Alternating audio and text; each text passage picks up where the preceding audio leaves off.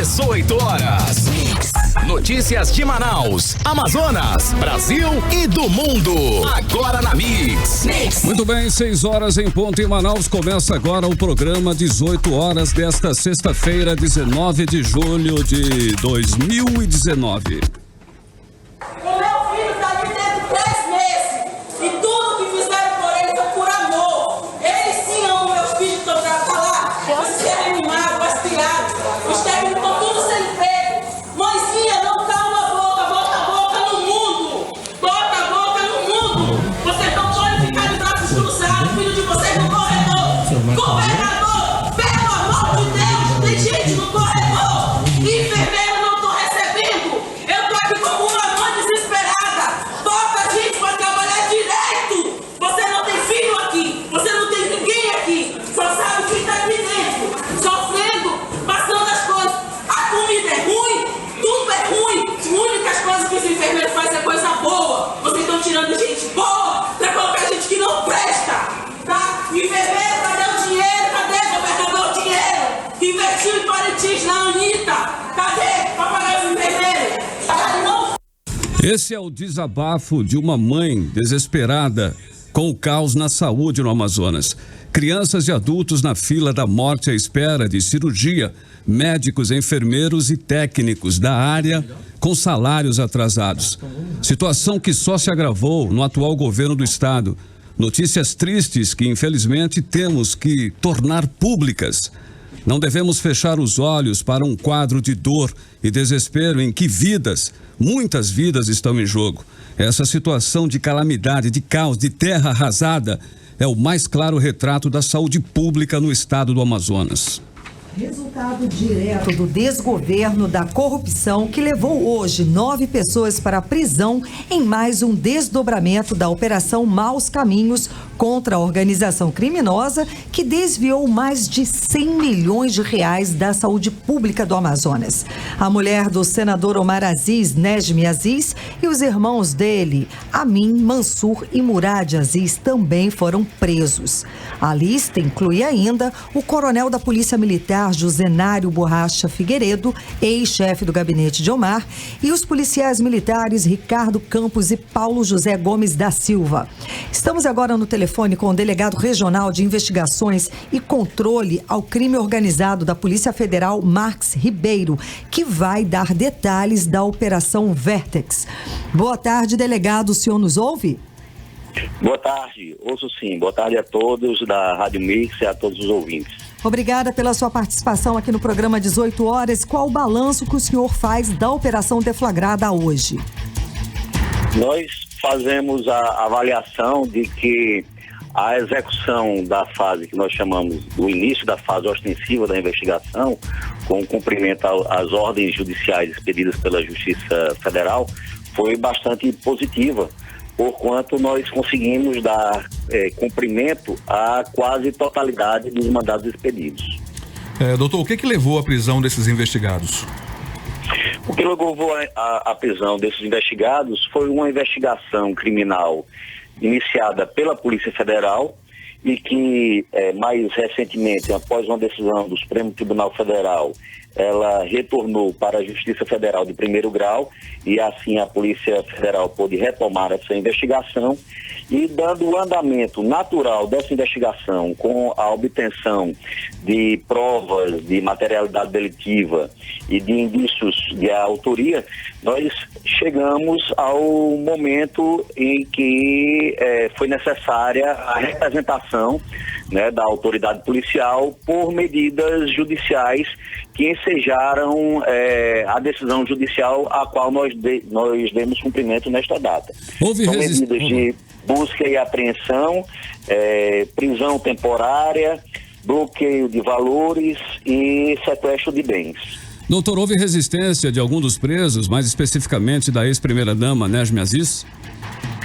Não temos conhecimento até o momento, pelo menos a minha pessoa, não tivemos nenhum conhecimento de nada a esse respeito. O cumprimento aos mandados, às ordens judiciais, esse cumprimento se desenvolveu de uma forma tranquila, né, da forma como deve ser, né? As pessoas colaboraram com o cumprimento das ordens judiciais que a Polícia Federal estava cumprindo naquele momento, né? E a partir de agora, essas pessoas, com a inauguração da fase ostensiva, né, da investigação, os investigados eles passam a exercer ali, caso do interesse deles, o direito de defesa, né? Então é oportunizado a eles apresentarem as suas versões, eventuais provas de que tenham, que possam colaborar com a investigação, né? É claro que nós temos conhecimento de que, e aplicamos isso, né, em relação aos direitos do investigado. Eles têm direito ao silêncio, têm direito de não produzir provas em seu desfavor, né? Mas por outro lado nós oportunizamos essas pessoas que elas prestem esclarecimentos para que nós alcancemos o mais próximo da verdade dos fatos. Delegado, todos os mandados de prisão foram cumpridos? Os mandados, como já dito anteriormente, foram cumpridos em quase sua totalidade.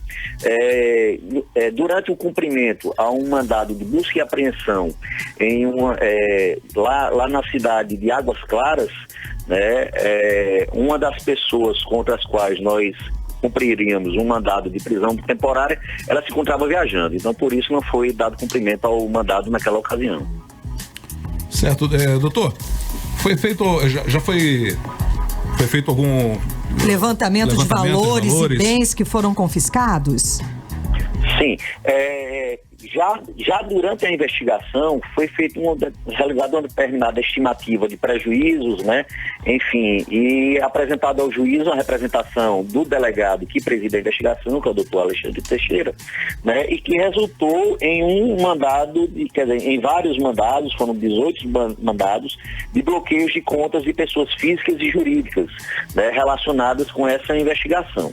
Então, a determinação judicial de bloqueio, ela abarca um montante de aproximadamente 92 milhões e 500 mil reais. Valor este que, posteriormente, durante o transcurso do processo judicial, né, sendo verificados e comprovados prejuízos ao erário, né, diante dos crimes que são objeto de investigação, esses valores servirão para repor esse prejuízo e também para retirar, né, a caso condenado, né, retirar dessas pessoas o proveito dos ilícitos, né, a caso comprovados perante a justiça. Ok, doutor, o agente político alvo dessa operação está proibido de viajar para o exterior e de se comunicar com os investigados. O passaporte dele foi recolhido? Uma das medidas deferidas determinadas pela Justiça Federal corresponde exatamente ao que nós chamamos de medidas cautelares diversas da prisão, né? Isso é uma alternativa que o Poder Judiciário tem em alguns casos, né? É uma alternativa à prisão. Então, no primeiro momento, o juiz, né, a autoridade judiciária, ela determina uma série de restrições, né, que a pessoa que é alvo, né, ou que é objeto desse tipo de medida, ela tem que cumprir essas restrições, sob pena de, descumprindo a ordem judicial, ensejar eventualmente uma ordem de prisão, né? Então, apenas o resultado natural em caso de descumprimento, né? Não que vá ocorrer esse tipo de medida, tá certo? Mas nessas medidas, a autoridade judiciária, ela busca ali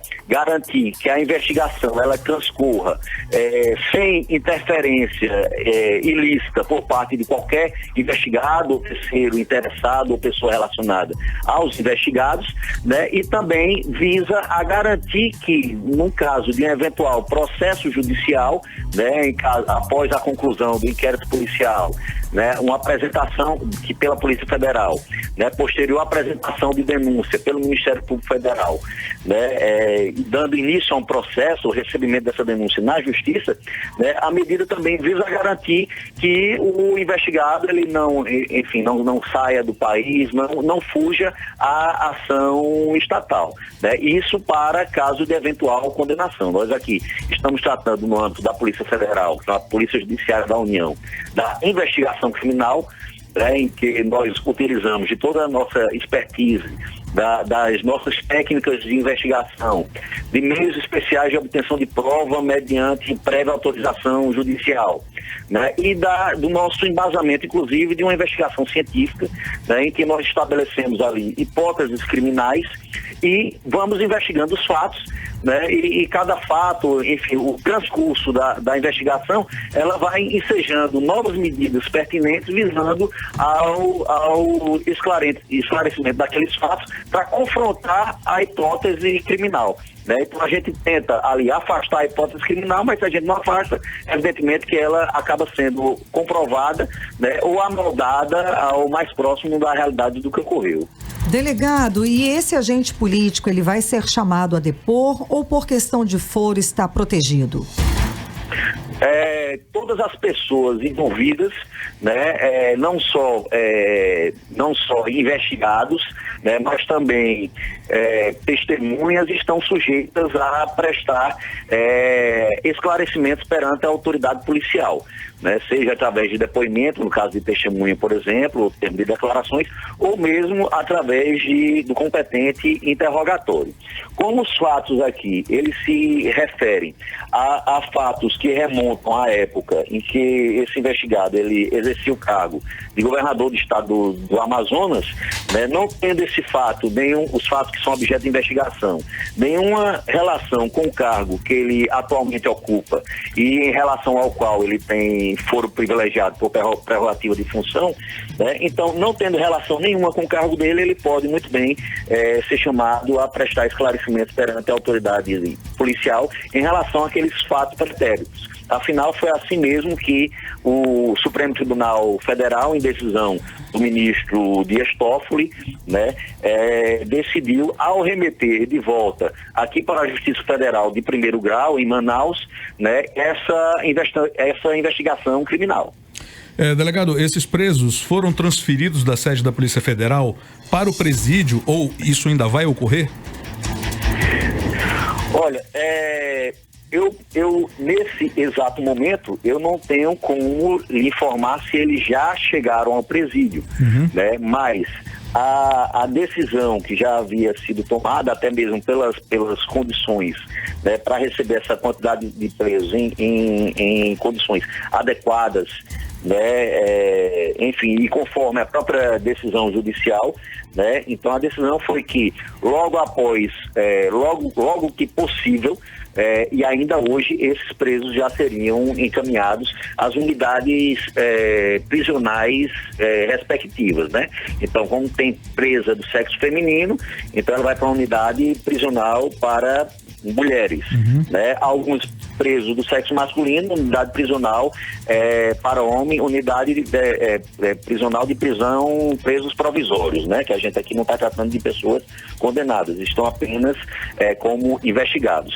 Mas nós tivemos também 3 policiais militares que foram presos e esses foram encaminhados nós apresentamos à Polícia Militar, isso aí é uma prerrogativa até legal, né, para que seja recolhido em batalhão da Polícia Militar. Delegado, o senhor explicou agora que esse agente político, a questão do foro privilegiado não vai impedir de chamar esse agente político para depor, não é isso? Mas eu queria saber... Não, porque os fatos são pretéritos, são anteriores ao cargo que ele exerce atualmente. Mas se os fatos são pretéritos, por que esse agente político... Por que não tem um mandado de prisão para esse agente político, então? As pessoas, as autoridades que estão envolvidas, né, seja na investigação criminal, seja por parte do Ministério Público e até mesmo do Judiciário, entenderam que nesse caso não haveria necessidade de prisão em relação a esse nacional, né, e que seriam suficientes as medidas cautelares diversas da prisão, né? Em relação aos demais, para esse momento da investigação, né, reputou-se como necessário, imprescindível, a prisão temporária, que é uma prisão que ela é voltada principalmente para o interesse da investigação, para evitar que os investigados adotem medidas que possam atrapalhar o regular andamento de uma investigação criminal. Veja, isso aqui eu estou falando tudo pelo que está na lei, da doutrina, da jurisprudência, né? O nosso sistema normativo, nosso sistema jurídico, ele reza dessa forma, entendeu? Então não estou tratando aqui do caso concretamente, mas pela nossa previsão legal, pelos nossos normativos, nesses casos em que a gente representa por medida de prisão temporária, ela tem o próprio nome já diz, né? Temporária, ela já enseja um prazo, nesse caso é um prazo de 5 dias, né? Essa prisão temporária, ela pode ser prorrogada pelo mesmo período, né? Ou seja, mais 5 dias, ou mesmo ser convertida em prisão preventiva, acaso haja necessidade, imprescindibilidade, né? E adequação para a medida. Agora, também pode ser que durante esse período não seja necessária a manutenção na prisão cautelar, né? Sendo aí a pessoa colocada em liberdade, né, e aqui a gente está tratando hipoteticamente, né, para que aí a investigação criminal tenha o seu curso sem prisão de algumas pessoas. Delegado, no processo investigatório, o que chamou mais a atenção da Força Tarefa? Olha, na qualidade de delegado regional de investigação e combate ao crime organizado aqui no estado do Amazonas, a gente tem mais um papel de coordenação em termos de prover os meios, né, para que as equipes elas possam atuar. De modo que nós não temos um conhecimento mais profundo em si em relação à investigação. Temos conhecimento em relação aos fatos aos quais nós devemos ter o conhecimento, né? Ou seja, é necessário que a gente conheça deles. De modo que existe ali uma equipe que é formada por policiais de diversos cargos, entre agentes de Polícia Federal, escrivães, papiloscopistas, peritos, sob a coordenação da autoridade policial, que é o delegado de Polícia Federal, né, que ele ali coordena as diligências, as investigações e representa por medidas perante a Justiça. Né? Essa equipe, ela com certeza, ela tem mais conhecimento em termos das especificidades que trazem no caso, né, mas particularmente pelo conhecimento que eu tenho da investigação, pelo que me foi passado, o que chama a atenção para mim é o fato de o investigado ou alguns dos investigados eles terem uma relação com o serviço público, né? E tendo essa relação com o serviço público, nós temos por obrigação garantir que os recursos sejam empregados de forma regular, garantir ou evitar ou mesmo fazer cessar que eventuais desvios desses recursos, né? No entanto, no caso específico, a posição, e isso até é o que deu o nome na investigação, né? A posição topográfica, né, de um dos investigados aqui foi exatamente o que permitiu, o que possibilitou que aquele esquema, né, de corrupção, de desvio de verba que nós vimos durante várias das fases da operação Maus Caminhos ocorressem. E permitindo a ocorrência desses delitos, aí nós temos aqui como objeto de investigação do inquérito que nós deflagramos a fase ostensiva na data de hoje, crimes como crimes de corrupção passiva, lavagem de dinheiro e organização criminosa.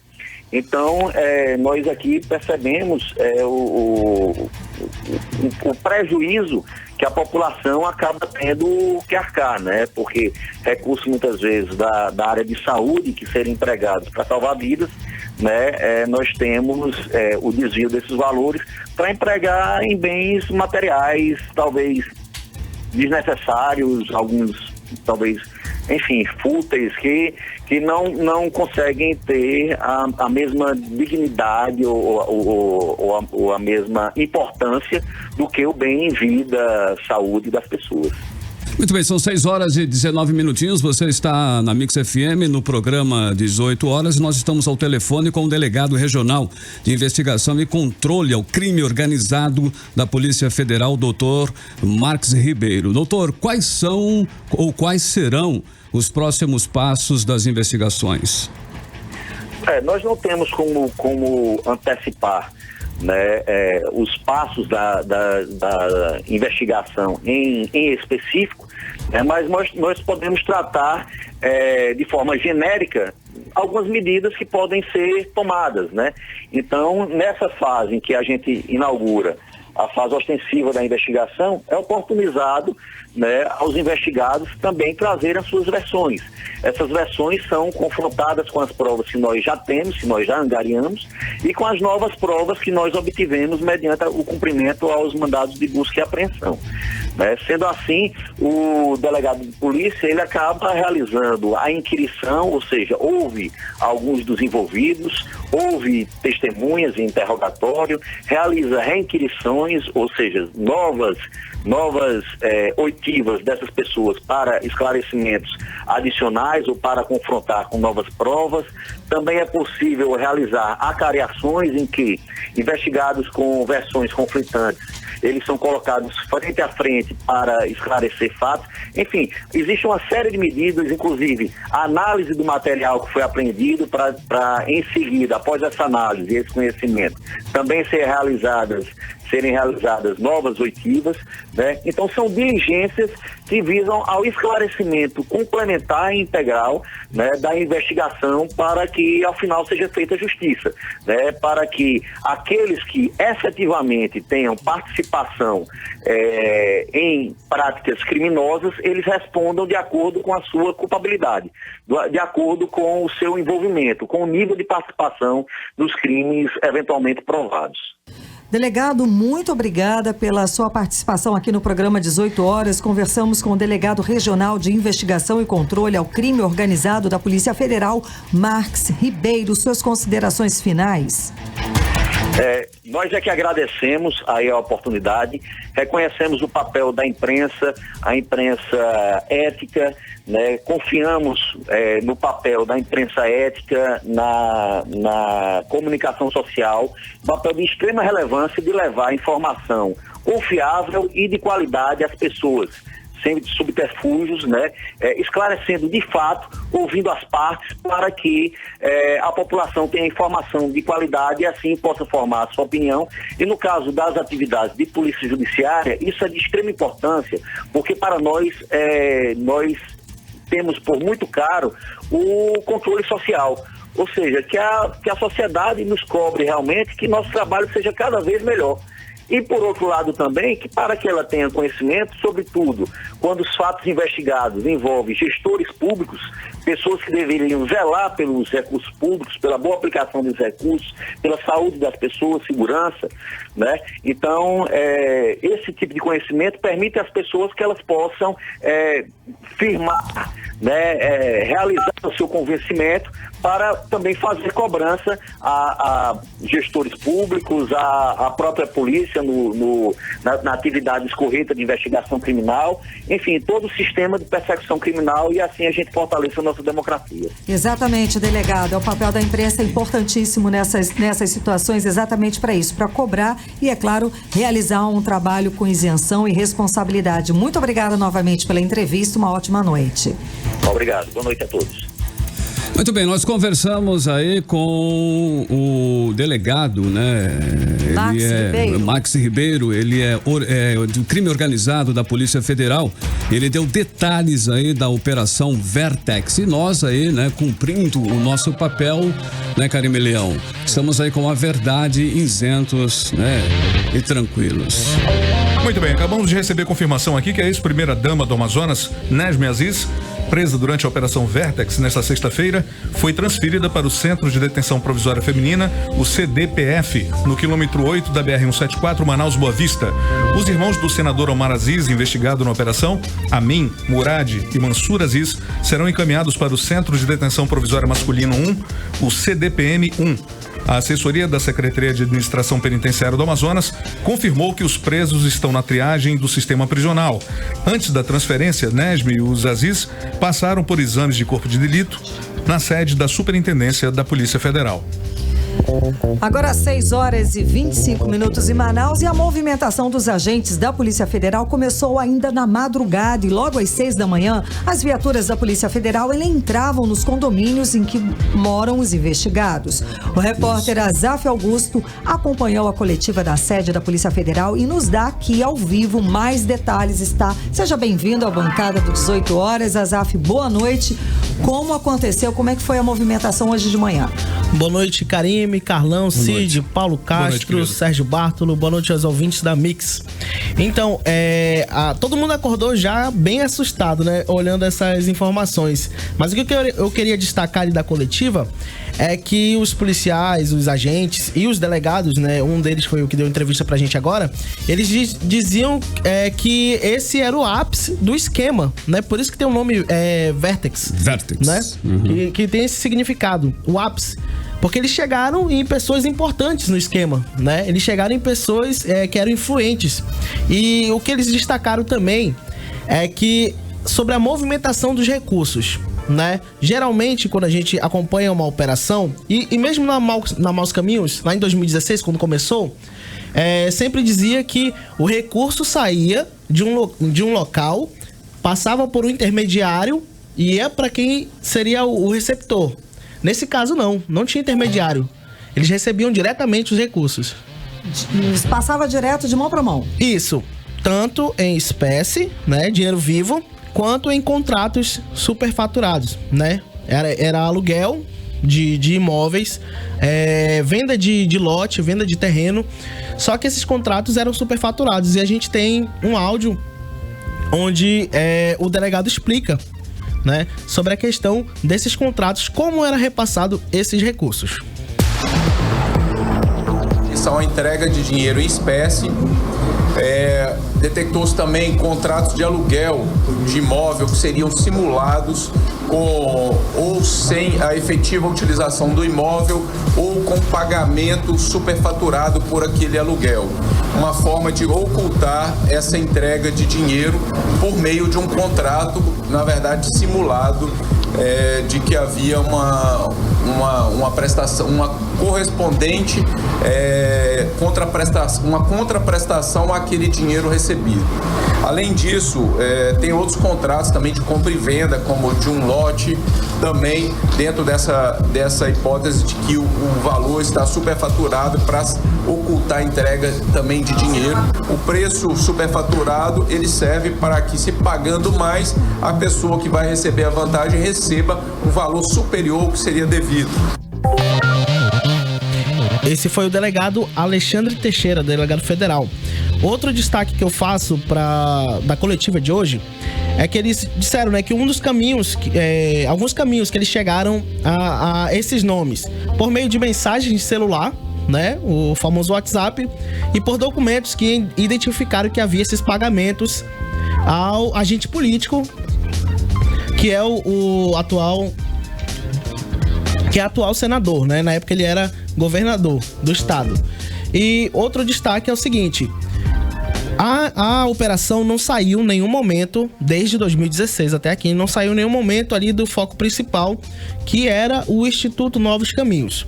O governador da época, ele, segundo os delegados da Polícia Federal, ele que articulou a chegada desse instituto ao Amazonas para começar a prestar serviço. E ele comandava quem que ia pegar os contratos do estado na área da saúde, né? Então ele dizia: olha, eu quero contrato tal. Isso segundo a APF, né? Eu quero contrato tal. E envia um contrato do INC, que é o Instituto Novos Caminhos. E desde então, esse instituto atuou aí no Amazonas. E eu trouxe alguns números aqui que até hoje, até a operação de hoje, foram apurados na Operação Maus Caminhos e nos seus desdobramentos um prejuízo aí de R$100.720.990. É um valor bem alto, considerado, né? Isso seria aplicado na saúde. Isso que eu ia falar. Esse seria um dinheiro que foi desviado e não foi aplicado na saúde. Não chegou. Isso é horrível.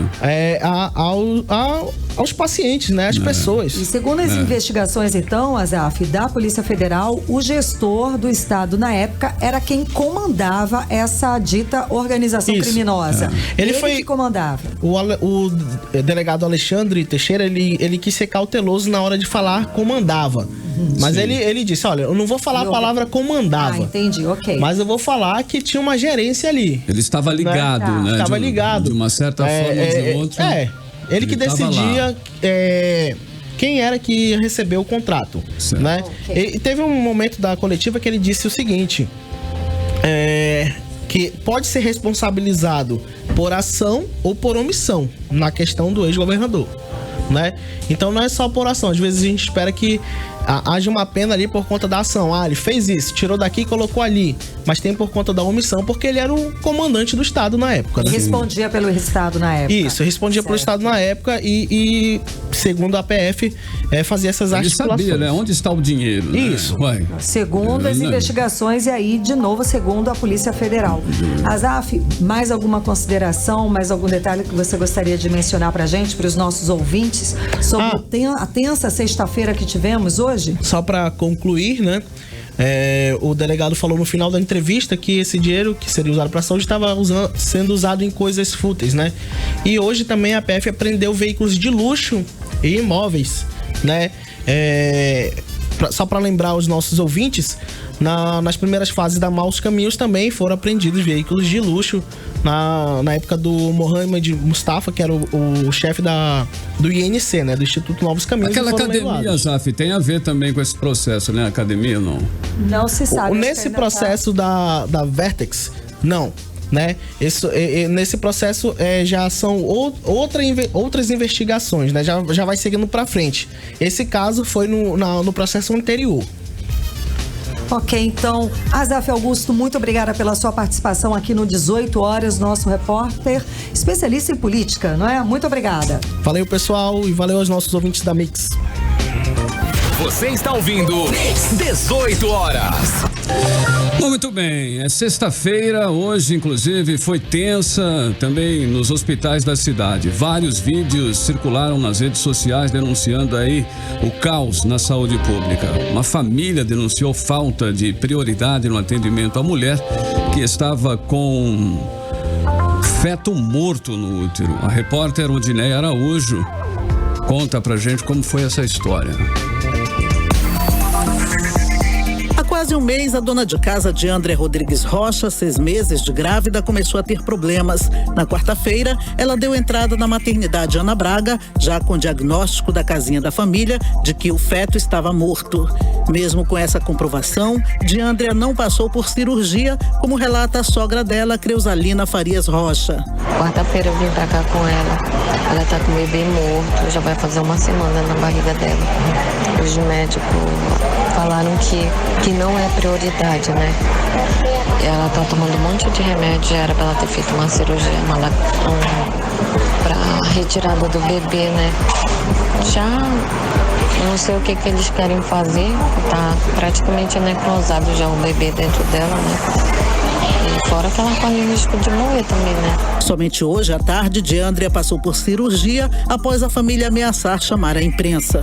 Volto com vocês. No Hospital Joãozinho, o administrador Silvio Romano foi questionado pelas mães que protestavam contra a substituição de enfermeiros capacitados por outros sem nenhuma experiência.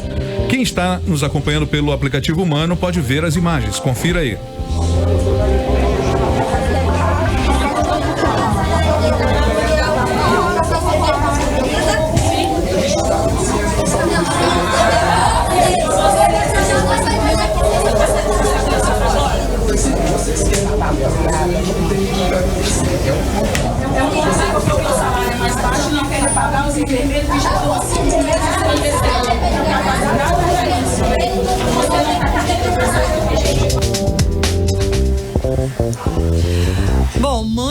filho internado há 7 meses no Hospital Infantil Joãozinho entra em desespero com a falta de profissionais e denuncia o caos na unidade hospitalar. Esse caso é sobre o vídeo que apresentamos no início do programa. A repórter Nathalie Moraes traz mais detalhes.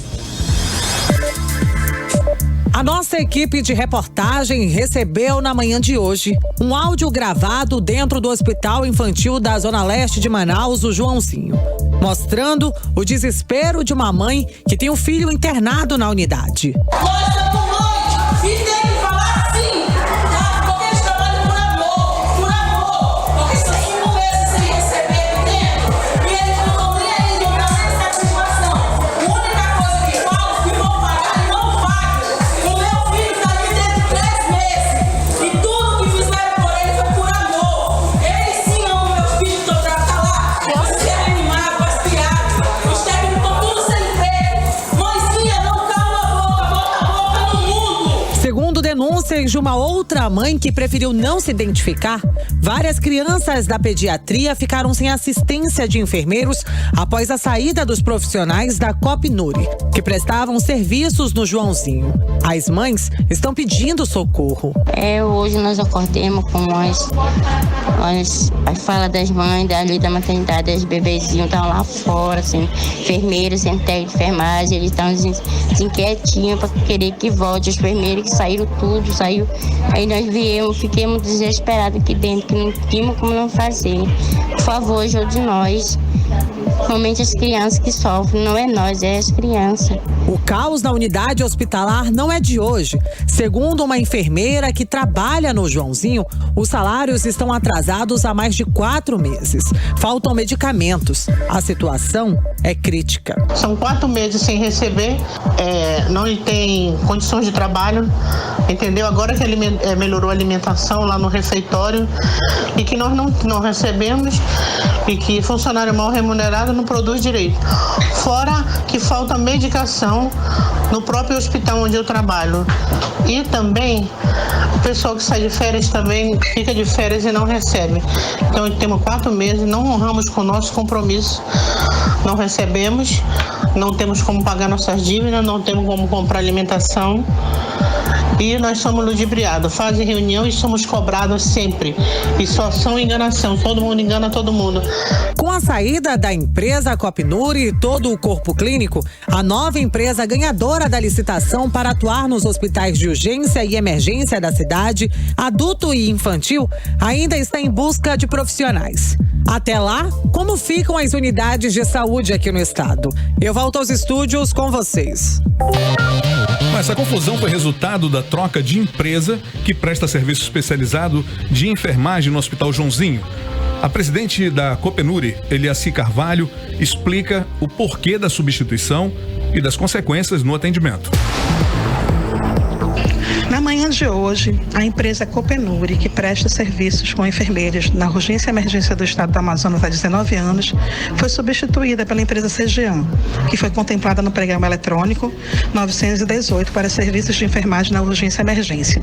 No entanto, essa empresa, que assumiu hoje todos os prontos-socorros da cidade, não possui qualificação técnica, pois o certificado apresentado durante o pregão contemplava apenas o Hospital ICAM, que não atende urgência e emergência, e os serviços prestados nas enfermarias do Platão Araújo, que também não qualifica o enfermeiro para atender na porta de entrada, onde o atendimento tem que ser capacitado e especializado, que faz a diferença entre a vida e a morte. Essa empresa, que começou hoje de manhã nos pronto-socorros, já está gerando caos na saúde do Amazonas, pois o usuário está insatisfeito e inseguro pelo mau atendimento que eles estão prestando na porta de entrada dos hospitais. Bom, e agora à tarde, profissionais que atuam na rede estadual de saúde concederam entrevista coletiva para falar do caos na área. A repórter Nathalie Moraes estava lá e nos conta aqui ao vivo na bancada do 18 horas os detalhes dessa coletiva. Seja muito bem-vinda, Nathalie, à bancada do 18 horas. Conte-nos os detalhes dessa coletiva da área de saúde. Boa noite, Karime. Boa noite a todos os nossos ouvintes que estão ligadinhos aqui no 18 horas. Karime, uma longa discussão, foram quase 2 horas de entrevista coletiva, onde diversos pontos foram abordados, não só por médicos, mas também por enfermeiros dessas empresas, dessas cooperativas que estão há longos meses aí sofrendo com salários atrasados, e eles abordaram todos esses pontos. O que a gente pode destacar lá dessa coletiva? A presidente do CIMEAN, a doutora Patrícia Sichar, por exemplo, ela falou por longas horas sobre a falta de licenciamento de algumas empresas que estão atuando hoje dentro da saúde pública no nosso estado. Ela falou, inclusive, Karime, da situação que nós presenciamos agora há pouco, nas imagens que puderam ser observadas aí para quem está assistindo o nosso programa pelo Mano, lá no Joãozinho. Essa empresa, segundo ela, a empresa que está atuando hoje na gestão dos hospitais, não possui capacitação. Ou seja, a dona de casa que está levando o seu filho para uma unidade hospitalar está correndo risco de vida, sim, de perder o seu filho. Por quê, Karime? Porque aquela pessoa que vai prestar o atendimento não possui capacidade para atender o seu filho. Então, assim, a gente pôde observar nas imagens hoje cedo, nos áudios, nos vídeos, nas denúncias que chegaram aqui na nossa redação, que as mães estão desesperadas, e essa situação foi também apresentada lá durante a entrevista coletiva. Eles falaram também sobre a redução. A Suzan enviou aí um memorando emitindo aí aos diretores das unidades de saúde a redução de 25% dos serviços. A gente sabe que a saúde já está numa situação crítica, são diversas unidades, como eu disse anteriormente, pessoas vêm morrendo. A presidente do CIMEAN, inclusive, ressaltou que de 1 a 2 pessoas morrem todos os dias por falta de insumos nas unidades hospitalares. Falta de remédios. Isso, faltam equipamentos. Faltam equipamentos, ela disse assim, por exemplo, uma questão crítica. O Hospital Francisca Mendes, que seria referência em cirurgias cardíacas, por exemplo, tem crianças que precisam pegar altas, e essas crianças não pegam alta porque não tem condições sequer de fazer um raio-x, um eletrocardiograma, porque as máquinas estão todas paralisadas. Tem unidades hospitalares que não sequer se tem luvas, não tem medicamentos básicos, como o dipirona, um analgésico, e aí ela denunciou, ela trouxe à tona mais uma vez toda essa situação, viu? E o que ficou acertado? Eles vão fazer um outro encontro para decidir alguma greve, alguma paralisação, ou pedir algum encontro com o governador? Então, eles disseram assim, essa situação já vem se prolongando por mais de 3 meses. Eles já tentaram conversa com o governador diversas vezes, mas o governador está irredutível. Agora eles vão ser recebidos pelo ministro da Saúde na próxima quarta-feira. Os representantes aqui do Amazonas estão indo para Brasília porque eles não aguentam mais. E segundo eles não conseguem mais suportar a situação, já que são longos meses de atrasos de salários e toda essa situação, e as pessoas estão correndo riscos aqui na nossa cidade. Eles disseram ainda, né, que caso eles pretendem ser ouvidos ainda pelo governador essa semana. A gente sabe que amanhã vai ter uma assembleia unificada, onde os médicos e enfermeiros também estarão participando. Eles esperam ser ouvidos, claro. Caso eles não sejam ouvidos, eles não vão mais tolerar esse atraso de salários, essa falta de pagamentos. Eles prometem uma paralisação na saúde a partir do dia 31 de julho. Aí complica tudo. Com certeza, uma situação que já não está fácil, né, Carlão? Vai piorar. Você sabe na costa de quem que vai arrebentar isso, né?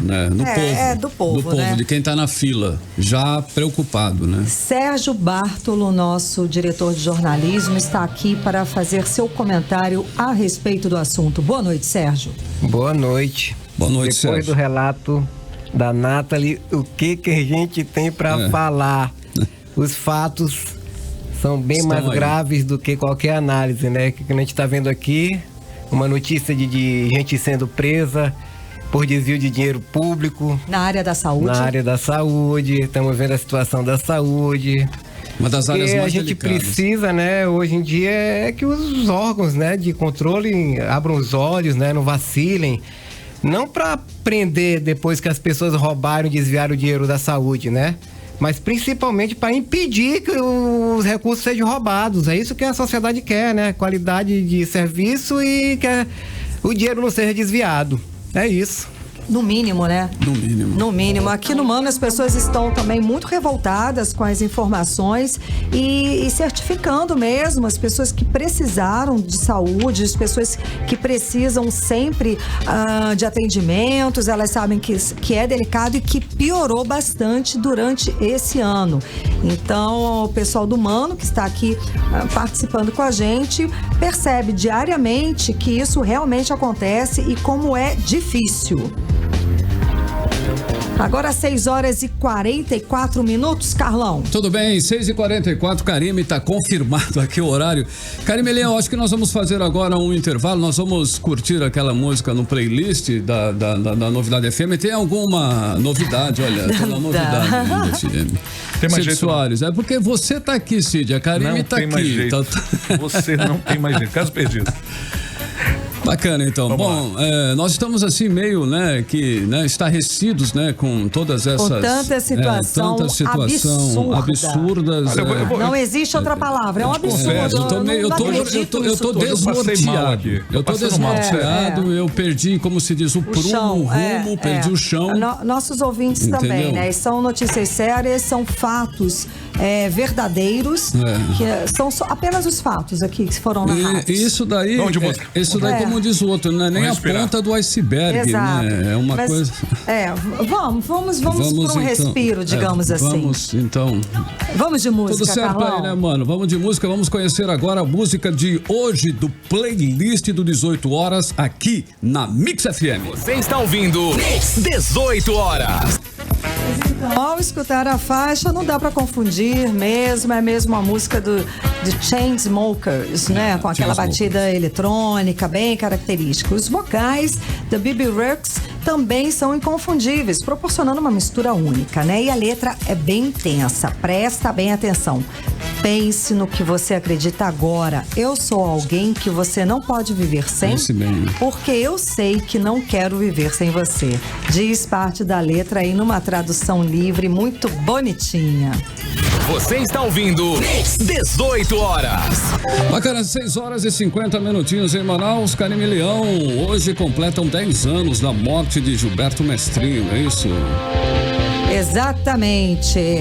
Completam 10 anos hoje da morte de Gilberto Mestrinho, professor, deputado federal, prefeito, senador, governador, o Boto Navegador, um dos maiores políticos da história do Amazonas. Gilberto Mestrinho nasceu em Manaus no dia 23 de fevereiro de 1928. Começou a carreira política na década de 50 como prefeito de Manaus pela escolha de Plínio Coelho, a quem veio a suceder posteriormente. Foi deputado federal por Roraima e também governador do Amazonas por 3 vezes, nos anos de 59 a 1963, 1983 a 1987 e de 1991 a 1995.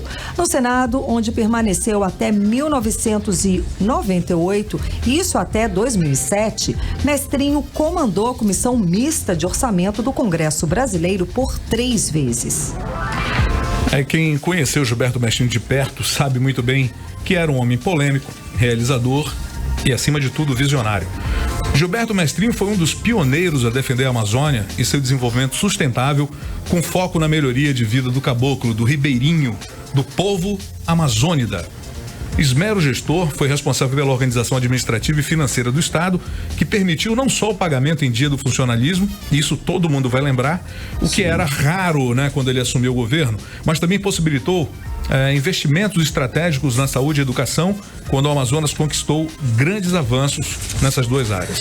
Sim, na parte política era visto como um líder populista que governava com as portas do palácio abertas para o povo, distribuía presentes para as crianças em datas festivas como Natal e para as mães ranchos e enxovais. Um político forte, tanto na situação quanto na oposição. Temido pelos adversários, Gilberto foi caçado pelo regime militar. exilado político, voltou em 1982 para ser eleito governador do Amazonas e para liderar um grupo político que administrou o estado por mais de 3 décadas.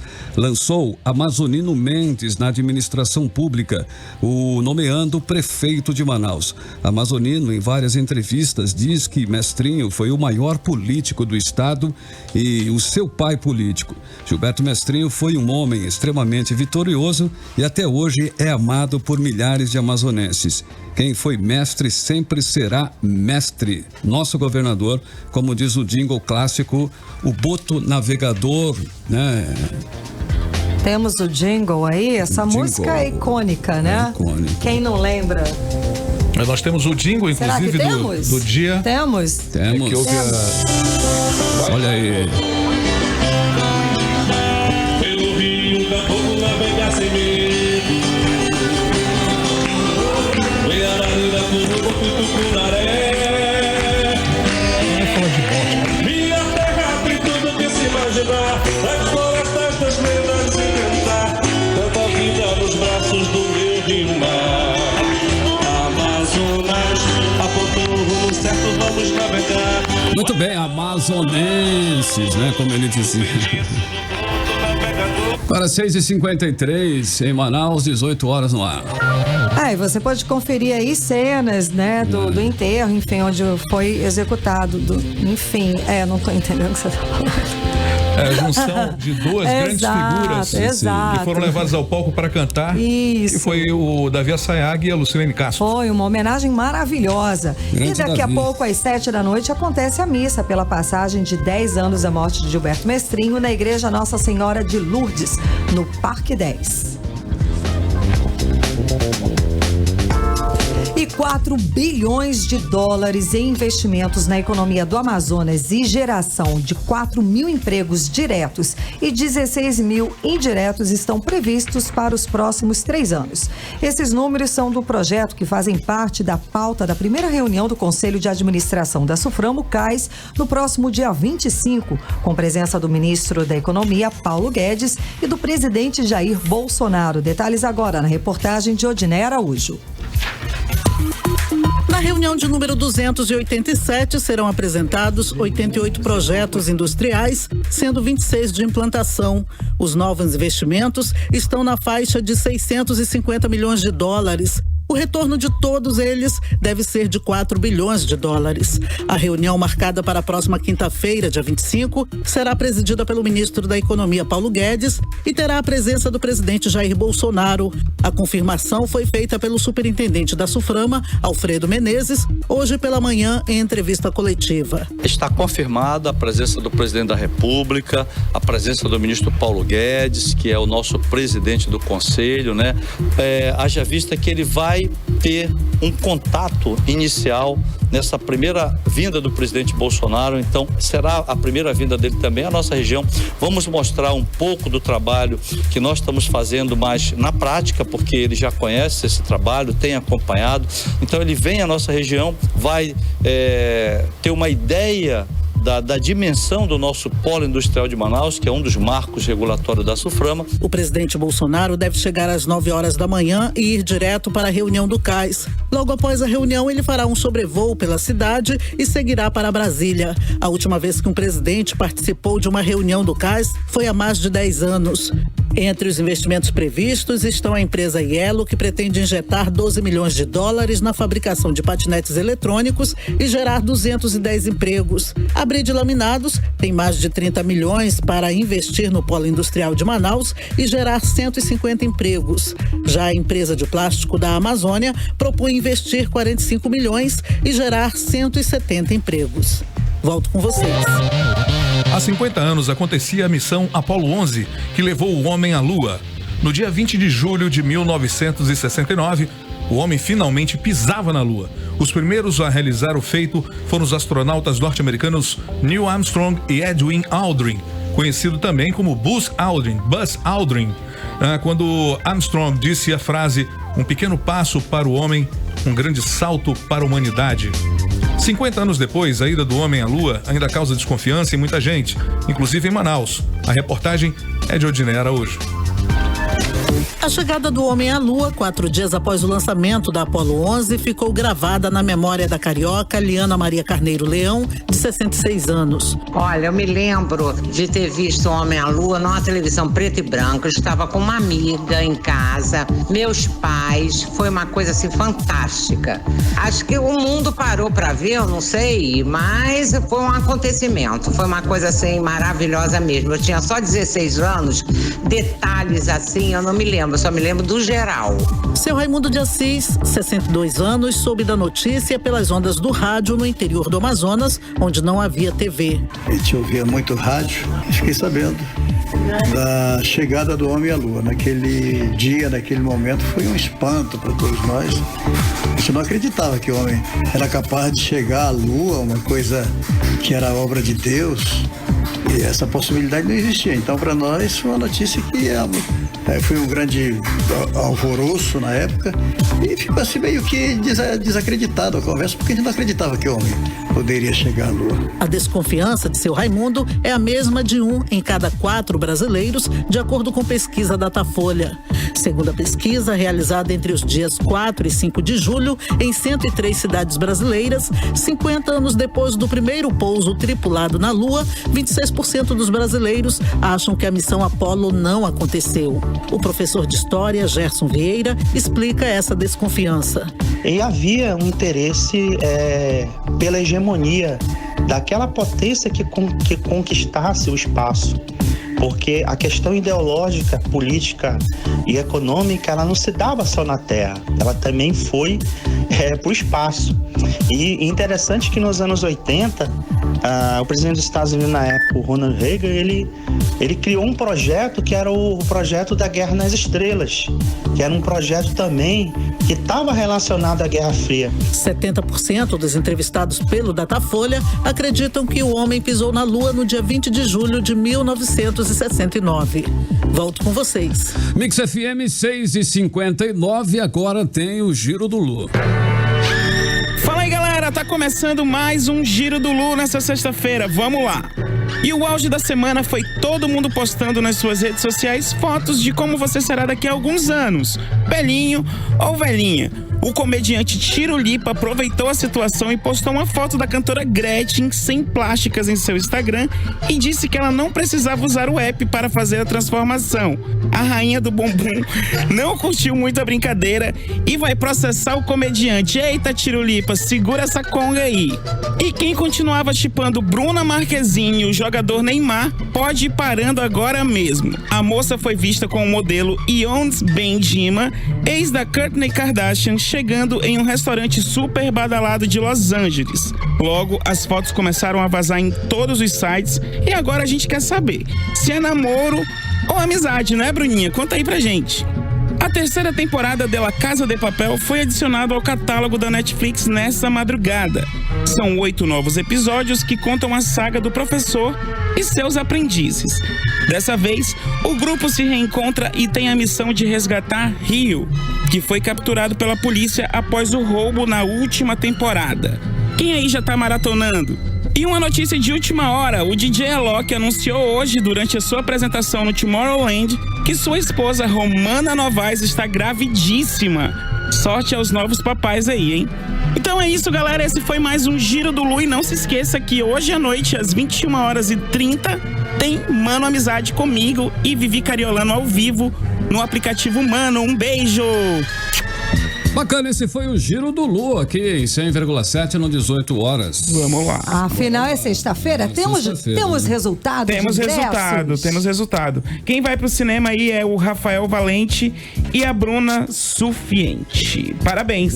A Bruna sempre participa. A Bruna sempre tá aqui com a gente. Nossa amiga aqui. E o dos vencedores, quem vai para o jogo? Cid Soares, um jogo importantíssimo este sábado na Arena da Amazônia, a partir das 3 da tarde. O duelo, o grande duelo, o grande embate, Manaus contra Caxias. Então, amanhã, vale lembrar que os ingressos estão à venda, continuam à venda aí com preços de R$40 a inteira e 20 a meia. Além do time que entra completo, né, numa mobilização que está sendo feita pela diretoria do clube, para o desafio de encher a arena e teremos aí realmente uma grande partida. Bom, então, os vencedores aqui, os nossos convidados especiais para essa partida, né, mito, né, icônica, Jordan Santos, Wesley Barbosa, Samuel Soares e Jennifer Silva. Parabéns, nossos convidados especiais. O pessoal já está em Manaus, Cid Soares, os jogadores do Caxias? Não tem essa informação, não. Não tem, não? Olha, eu vi uma postagem aí, parece que já estão, sim. Né? Rolou até uma polêmica lá no aeroporto. Já rolou, mas fomos educados. Para que a gente é legal. Agora 7h02, temos editorial 18 horas. Editorial 18 horas. Muito bem, a sociedade amazonense acordou hoje com a notícia das prisões de pessoas com grande poder no estado. Foram presos uma ex-primeira-dama e 3 irmãos de um ex-governador e senador com longa carreira política no Amazonas.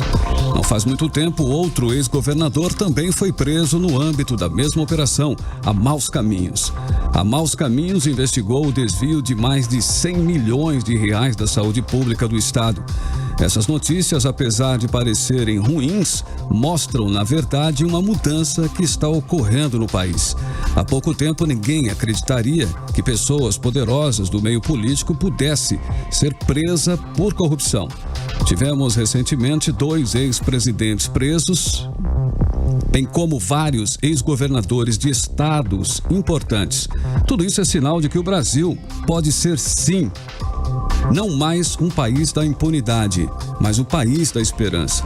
Para isso, é preciso que cada um faça a sua parte sem buscar os famosos jeitinhos brasileiros, né, que tanto nos envergonham. Para ser um grande país, o Brasil precisa, é claro, de bons brasileiros. Não é isso, pessoal? Você é um bom brasileiro, Cid Soares? Tento, né?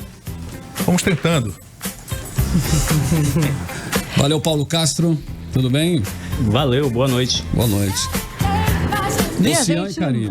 Valeu, boa noite. Muito obrigada pela companhia. Sextou. A gente se vê na segunda-feira a partir das 6h. Um beijo. Agora 7h04, continue na Mix tudo na sequência.